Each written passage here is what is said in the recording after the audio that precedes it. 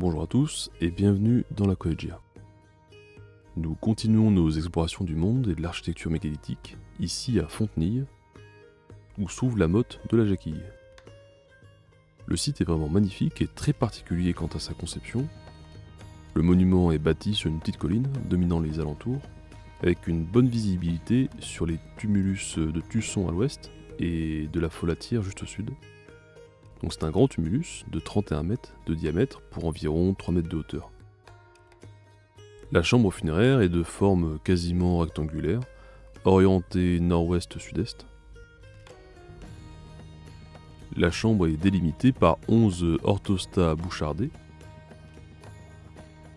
Les dalles ont été dressées dans une rainure creusée dans le sol naturel. Selon Emmanuel Menz, plusieurs dalles constituent des réemplois d'un autre monument qui fut démantelé. Les parois nord et est sont adossées à des murets de pierre soigneusement équarris. Mais la table de couverture a disparu. On peut voir divers blocs gisant épars autour de la chambre ainsi que devant le monument qui pourraient correspondre à cette fameuse dalle de couverture. Si cette dalle a été éparpillée, c'est essentiellement du fait de la destruction des pilleurs au fil du temps. La paroi sud de la chambre comportait une ouverture taillée dans 2 salles juxtaposées, dont il ne subsiste que la partie supérieure. Cette ouverture était côté couloir, fermée par une porte constituée d'une dalle.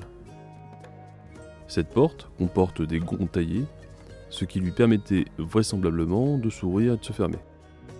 Il s'agit là de la plus ancienne porte en pierre connue en France, et à ce jour, et à ma connaissance, également en Europe.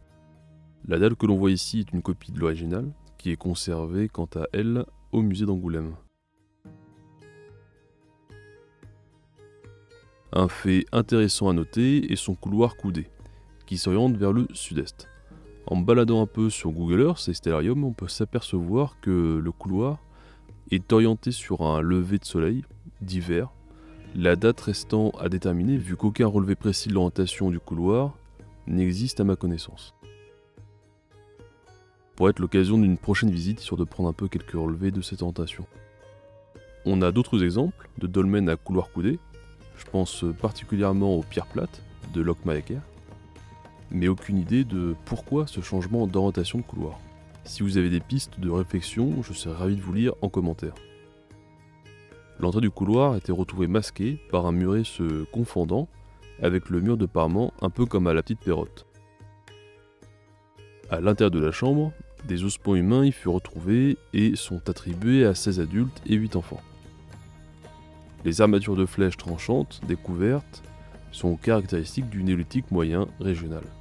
Mais la céramique, attribuée à la période artnassienne, indique une probable réutilisation du monument au néolithique final. Un grand merci pour avoir suivi cette vidéo.